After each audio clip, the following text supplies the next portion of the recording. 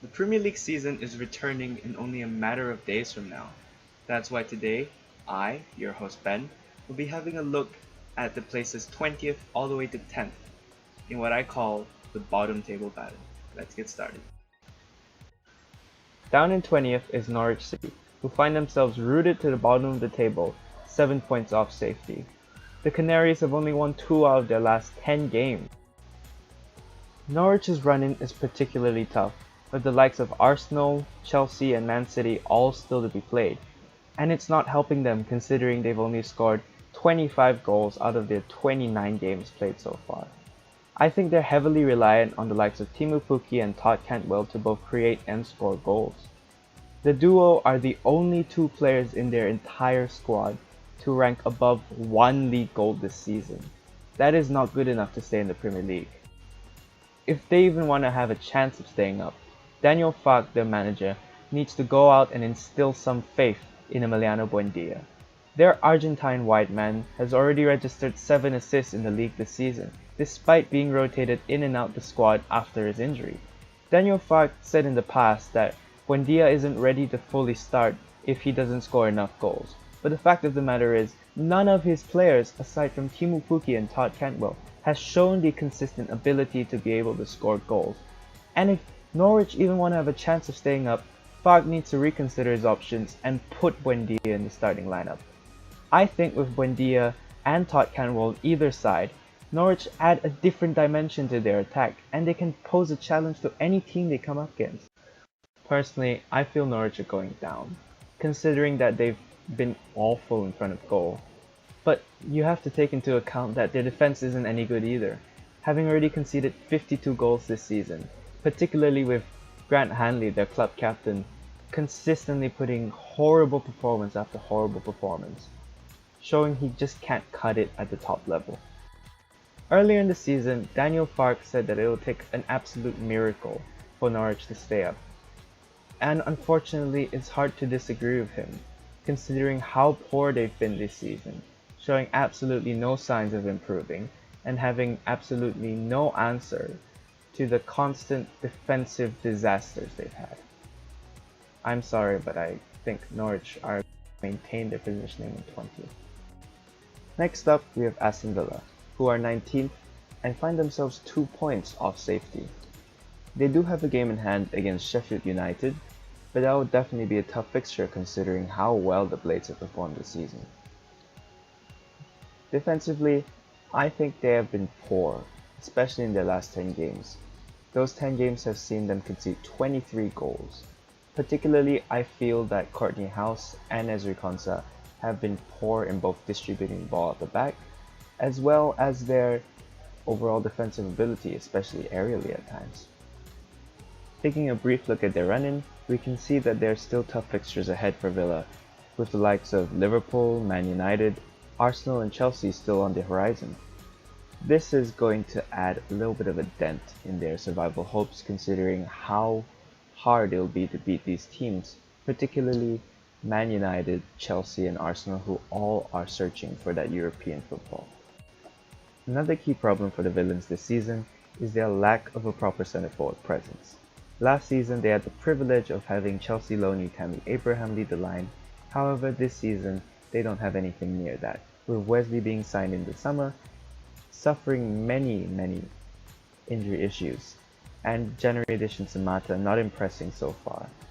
I also feel that they are over-reliant on Jack Grealish going forward, with most of their attacks going through the Englishmen.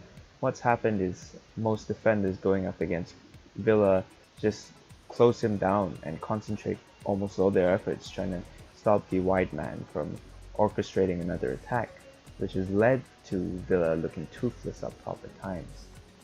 I think it's a serious issue and Dean Smith hasn't done much to solve this attacking problem. I also feel that Dean Smith hasn't got his tactics right. He likes to use this 3-4-3, very akin to what Antonio Conte played in his title-winning season at Chelsea. However, one important part of this 3-4-3 is the usage of wingbacks, and Villa don't have the wingbacks dynamic enough. They're not good enough going forward, and are at times sloppy going backwards, especially Gilbert, who I feel has been a defensive liability at times. The midfield pivot of Danny Drinkwater and Marvelous Nakamba or Douglas Luiz has not been at all good, I feel. Particularly Danny Drinkwater has been very suspect in the middle of the park, constantly getting dribbled past and fouling very recklessly. I think if Villa want to have a fighting chance of staying up, Dean Smith has to rethink his tactical shape and choose a formation that uses his strengths a lot more.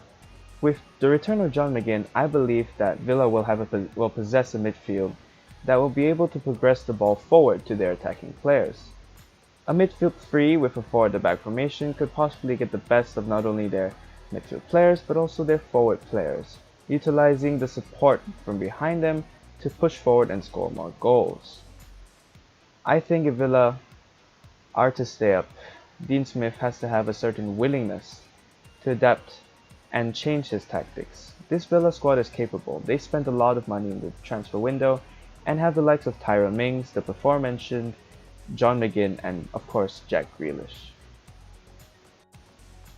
Now let's take a look at Bournemouth, who are 18th and only find themselves in the relegation zone on goal difference.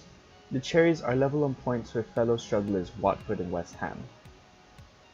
Bournemouth's fixture list sees them face off against Crystal Palace when they return, followed by games against the likes of Wolves, Spurs, Man United, and Man City. Since their promotion to the Premier League 5 seasons ago, Bournemouth till now have always constantly had a very leaky defense. However, in the past they've managed to put together a fairly efficient attack to bail them out at most of the times.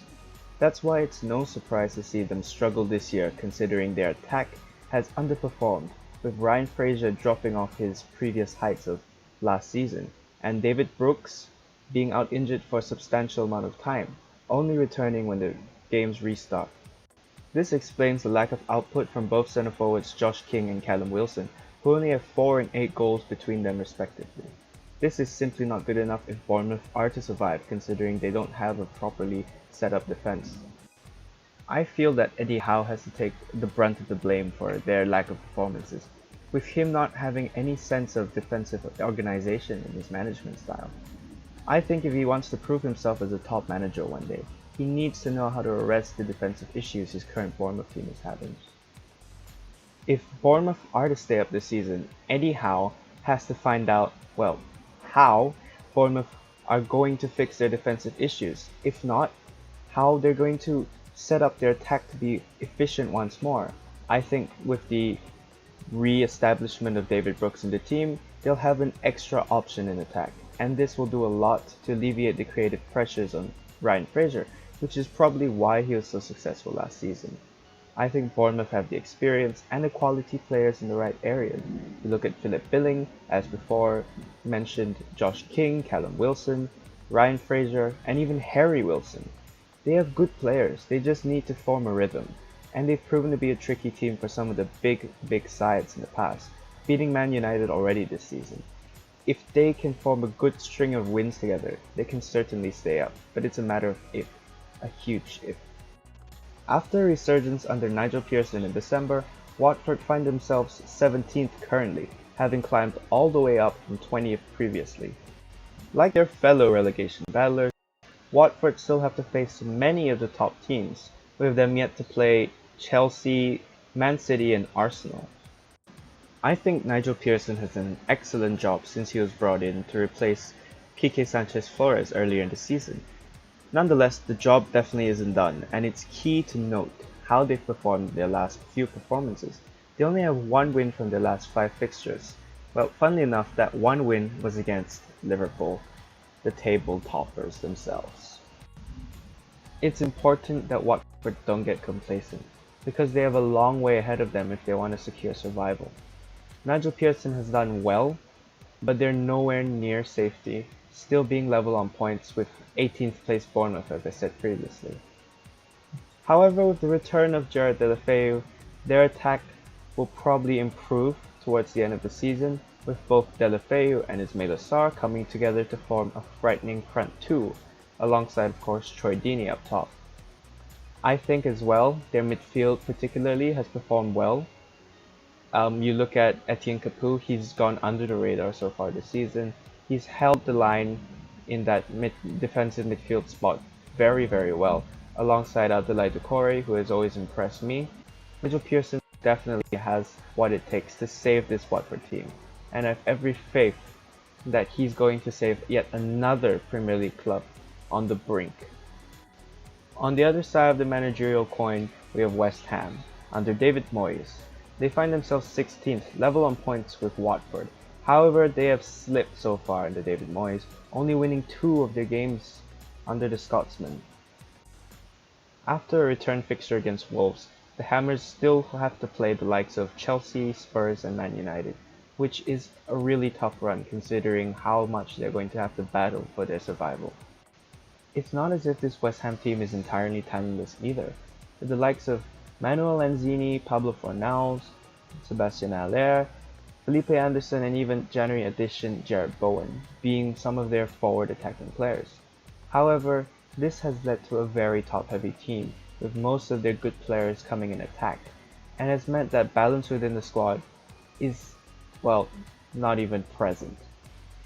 This is probably why they have conceded so many goals, 50. That is a poor defensive showing and is not a good rate for any Premier League defense. I also feel that West Ham are particularly reliant on Declan Rice to do most of the legwork in midfield, with Mark Noble slowing down due to his age. This has led to a lack of ball progression in midfield and is probably one of the main factors contributing to their lack of goals this season. I think that if West Ham want to stay up, they have to throw away any notion of attractive football being peddled around by Manuel Pellegrini in the past, and resort to a more direct and ugly style of play. By doing so, hopefully they can grow a bit of backbone because I feel that's something a lot of the West Ham players lack, and start to come together to grind out results. West Ham are a team with lots of quality, as I mentioned previously. Many have called them too good to go down, not only with these players but also a very lucrative stadium. They have to show more fight to stay up and show that they are in it to be in the Premier League for future seasons. It remains to be seen, again, whether they're able to do so. Next up in 15th we have Brighton, who are only 2 points off the drop, sitting on 29 points in total. For them, their run-in is possibly the worst among any of their fellow relegation battlers, with games to go against Arsenal, Leicester and Man United. Aside from those 3 horrible back-to-back games, they still have to play Liverpool and Man City. These fixtures in particular won't bode well for their survival hopes. It certainly doesn't help either, considering Graham Potter likes to play his open, attacking, ball-playing style, which I feel he's failed to implement, with the team looking rather dull up top at times. This could be factored down to their inconsistent players, with Neil Maupay only scoring 1 goal in his last 10 games. I think players like Maupay, Trossard, Connolly, and even Solly March have good talent, but they failed to find any semblance of consistency up top at times this season. I think the real indicator of how dull Brighton can be this season is the fact that they've drawn a total of 11 games. 11 games out of 29, which is the 3rd most in the league so far. Where I've been impressed with them this season is their defensive options. The likes of Dan Burn, Adam Webster, and of course, Lewis Dunk have formed a solid defensive back line. They've also been particularly adept at playing out the back, and will certainly be important in helping them survive against the likes of Arsenal, Leicester, Liverpool, Man United, and City, who have all really good attacks when you take it into account. Brighton's main issue this season has always been their consistency, and unfortunately, with their run of games and the way they try to play, I don't see them having a very solid chance of staying up. And it's sad because for some reason I have a fondness for Graham Potter. It's a bit weird, but I want to see him succeed. Unfortunately, it doesn't seem the case unless he opts to change his style of play. It's highly unlikely, but yeah, that's my opinion on Brighton. They might be going down. They probably will. Southampton are in 14th, sitting on 34 points, a total of 7 points above the drop zone. The Saints really improved after Christmas, and they went on a good run of form, with Danny Ings in particular impressing. He now has 15 goals, which is more than even Sadio Mane, Raheem Sterling, and Harry Kane. However, their form did tail off a bit coming into the break, only winning one of their last 5 games. Southampton return against Norwich and will still have to play Arsenal and both Manchester clubs. Comparing it to the other relegation battling teams, I think their run-in is a lot more favourable. Earlier in the season, many thought the Saints would succumb to relegation, with them slipping down to as far as 19th, culminating with a horrible performance against Leicester, losing 9-0 at home. But now with Ralph Hasenhüttl finally getting things on track, the team are looking to improve. In fact, they beat both Chelsea and Spurs. The main reason why I feel they were struggling is because Ralph Hasenhüttl likes to implement a very aggressive, high-pressing style of play, which takes time to transition to, and this period of transition saw them struggle to string proper wins together and to form a cohesive style of play. Another Southampton player to take note of is Danish midfielder Pierre-Emile Højbjerg. The Dane has been incredibly impressive this season, with his metronomic playing style keeping the game tick for Southampton. He's also shown great leadership capabilities, with him organizing his teammates' positioning at times. Not only that, he adds a great defensive presence, with him registering 4 tackles and interceptions per 90, which is among the best of any midfielder in the league. Southampton do have weaknesses though, particularly in defense. I feel there's a dearth of centre-back options, with only having the likes of Jan Bednarek, Jack Stevens, and Yannick Vestergaard. Stevens and Bednarek did improve before the season paused. However, Bednarek is prone to a clanger. In fact, he leads his team with errors leading to goal. That is not exactly what you want from your defender. In saying that though, I think Southampton, not West Ham, I was going to say West Ham, do have what it takes to stay up, and Ralph Hasenhüttl will certainly be pushing his team across that so wanted finishing line. Sitting a point above Southampton is Newcastle in 13th. They are on 34 points, obviously, and are 8 points off the relegation zone. They've looked comfortable all season, and are sitting exactly where they want to be, comfortably mid-table. Their run of fixtures as well is very favourable in solidifying that 13th place, with games to come against the likes of Villa, Bournemouth, and West Ham. If they can win 2 out of these games, they're more than good enough to stay in the Premier League, when you look at their points at least. Steve Bruce likes to prioritize a very rigid defensive structure. Newcastle set up in a 5-4-1 formation, which oftentimes frustrates their opponents. As you know, a byproduct of this is their lack of offensive output. Particularly, Joelinton has failed to impress this season. I think he can't work as a lone striker, which is where Steve Bruce is playing him at. And they have only scored 25 goals this season, which is the worst in the whole league so far at least. A proof of this point is when you look at their wins this season. They've won 9 games, and out of those 9 games, 8 of them have been won by a 1-goal lead, which is astounding. I find it hilarious even. Despite how turgid their football is at times, I have to applaud the job Steve Bruce has done. He's managed to keep up this Newcastle team, despite what many people have said about his managerial ability. With survival being a foregone conclusion, I think the least Newcastle could do for their fans is unleash the likes of Alan Saint-Maximin and Miguel Almiron. I've been very impressed with how Saint-Maximin has adapted to the Premier League this season. He's got a great bag of tricks, and watching him dribble is really a sight to see. I think Newcastle have got a good talent on their hands, and I hope they get to use him in the right manner in their remaining fixtures. Next we have Everton, who sit in 12th under Carlo Ancelotti. They have had a particularly disappointing campaign, at least for where Everton fans are concerned. And I think they'll be missing out on Europe for another time this season. which is poor progress considering Fouad Mashiri came in with the prospect of being a top 4 challenger. The Toffees will return to Goodison Park, seeing them contest a hotly anticipated fixture against neighbours Liverpool. They will be hoping to spoil any title day celebration, with the team maybe conjuring a first derby win in a very long time. Personnel-wise, I think Everton are lacking, particularly in the midfield department, especially that holding midfield role once taken by Idrissa Gana Gueye. Looking at their options, starting with Morgan Schneiderlin. Schneiderlin showed a lack of commitment under Marco Silva, which saw him garner lots of abuse from Everton fans. Fabian Delph is a good and intelligent player, however I feel he has limitations on the ball. And sadly, Jean-Philippe Gabami, who was bought in with much promise from Mainz, but has only made one appearance off the bench even. He's sidelined till at least next year and will undergo surgery.